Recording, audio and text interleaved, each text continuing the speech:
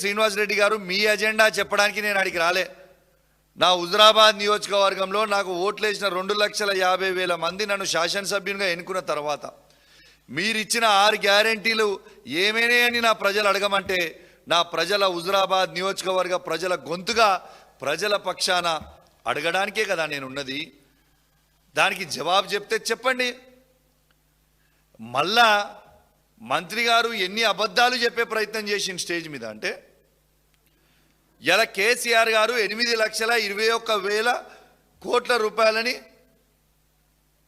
ఆర్థిక భారం అప్పులు చేసేసిండు తెలంగాణ రాష్ట్రం మీద అని అబద్ధాలు చెప్పే ప్రయత్నం పొంగులేటి శ్రీనివాసరెడ్డి గారు చేస్తే, నేను అక్కడ లేచి మీరు తప్పు చెప్తున్నారు సార్, ఇది కాంగ్రెస్ పార్టీ సభ కాదు, ఇది అఫీషియల్ మీటింగ్, మీరు నిజాలు చెప్పండి అని చెప్పిన. సిగ్గు లేకుండా అబద్ధాలు చెప్పొచ్చా? ఇలా మేం చెప్పిన లెక్క కాదు కదా. ఇలా కేంద్ర మంత్రి, కేంద్ర ఎంపీ, బీజేపీ పార్టీకి సంబంధించిన ఎంపీ రఘునందన్ రావు గారు పార్లమెంట్లో క్వశ్చన్ వేస్తే, అసలు తెలంగాణకి ఎంత అప్పులు ఉన్నాయని వాళ్ళు క్వశ్చన్ వేస్తే, ఇలా కేంద్ర ప్రభుత్వం ఇచ్చిన రిప్లై కదా 2,85,000 కోట్లు మాత్రమే ఉన్నాయని. మేము చెప్పింది కాదు కదా, ఇది కేంద్ర ప్రభుత్వం చెప్పింది కదా. ఆ 2,85,000 కోట్ల వారసత్వంగా 60,000 కోట్లు వారసత్వంగా మనము రాష్ట్రం విడిపోయినప్పుడు వచ్చిందని జవాబు చెప్పింది కేంద్రం కదా. మరియు ఇంకా సిగ్గు లేకుండా అబద్ధాలు చెప్పే ప్రయత్నం చేస్తుర్రు. ఇలా నేను ఆడ గట్టిగా అడిగి, మీరు ఎందుకు అబద్ధాలు చెప్తా ఉన్నారు, ఇట్లాంటి అబద్ధాలు చెప్పొద్దు అని నేను శ్రీనివాసరెడ్డి గారికి అడిగితే వారికి యమ కోపం వస్తూ ఉంది. కానీ శ్రీనివాసరెడ్డి గారు మీరు గుర్తుపెట్టుకోవాలా, మీరు పొంగులేటి శ్రీనివాసరెడ్డి అయితే నేను కౌశిక్ రెడ్డిని, అది మీరు గుర్తుపెట్టుకోండి. మీ డాగులకి ఇవి వేసేటోడు కౌశిక్ రెడ్డి భయపడేటోడు కాదు. మీరు అందరూ ఎవరైనా శాసనసభ్యులుగా కౌశిక్ రెడ్డిని అనుకోవచ్చు, కానీ కౌశిక్ రెడ్డి కేసీఆర్ దగ్గర ట్రైన్ అయిన శిష్యుని నేను, అది గుర్తుపెట్టుకోవాలి మీరు. బరాబర్ ప్రజల పక్షాన నిలబడతాం, బరాబర్ ప్రజల పక్షాన ప్రశ్నిస్తూనే ఉంటాం.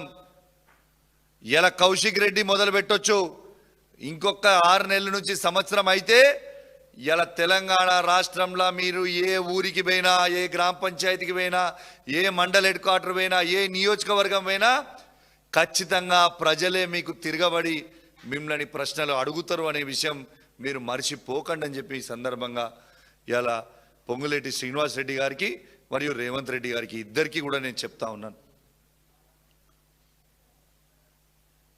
ఇలా బాంబులు పెడతాం, బాంబులు పేలితే అని 3 సంవత్సరాల నుంచి చెప్తా ఉన్నాను. ఇంకొక నవంబర్ వస్తే 3 సంవత్సరాలు అయిపోతాయి. ఇంకా నీ బాంబులు ఎప్పుడు పేలితే? ప్రజలే నీ కింద బాంబు పెట్టి నేను వేల్చేటట్టున్నారు. ఆ పరిస్థితి ఉన్నది ఇప్పుడు. కాబట్టి పెద్ద పెద్ద మాటలు మాట్లాడు బంద్ చేసి,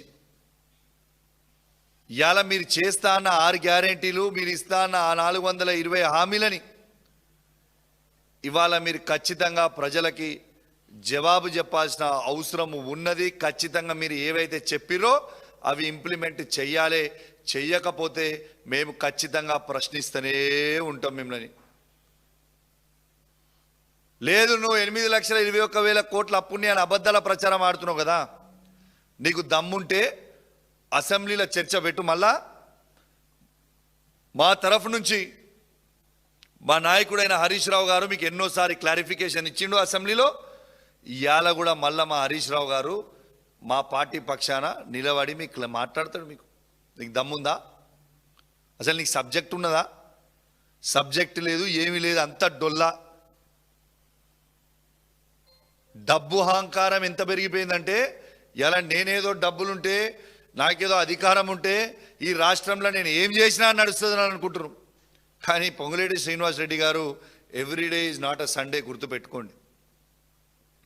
ఇలా నువ్వు ఇలా ఏందో పెద్ద కాంగ్రెస్ పార్టీ జెండా మోసి ఇలా మొత్తం నీ పుట్టుకలు కాంగ్రెస్ పార్టీ అన్నట్టు నువ్వు మాట్లాడుతూ ఉన్నావు.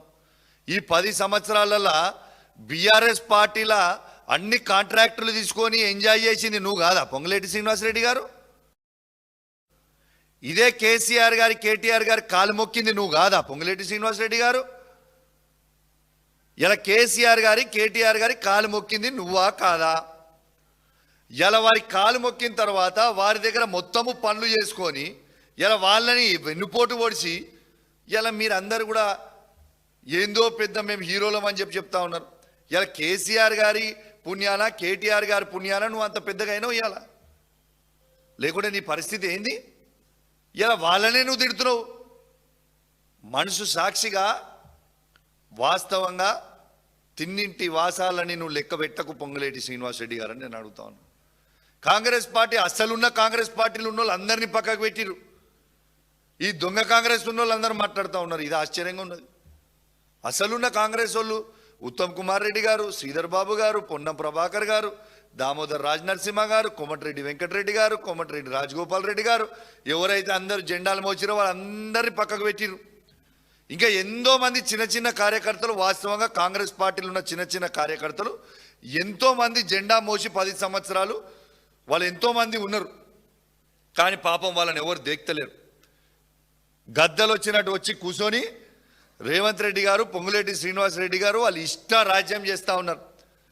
కానీ ప్రతి కాంగ్రెస్ పార్టీ కార్యకర్త ఇలా రాహుల్ గాంధీ గారు, సోనియా గాంధీ గారు, ప్రియాంక గాంధీ గారు ఆలోచించుకోవాలి. ఇలా ఈ తెలంగాణ రాష్ట్రంలో శాశ్వతంగా కాంగ్రెస్ పార్టీని బొందబెడతా ఉన్నారు వీళ్ళిద్దరు కలిసి. మీరు అది గుర్తు పెట్టుకోండి అని మీకు విజ్ఞప్తి చేస్తూ ఉన్నాను. మీరు ఇంకా ఏదున్నా మీ టైం 2 సంవత్సరాలే. ఈ 2 సంవత్సరాల తర్వాత మీ కాంగ్రెస్ పార్టీ తెలంగాణ రాష్ట్రంలో ఆంధ్రప్రదేశ్లో ఏ విధంగా తుడుచుకపోయిందో అదే విధంగా తెలంగాణలో తుడుచుకోబోతుంది. ఇది వాస్తవం నేను చెప్పేది.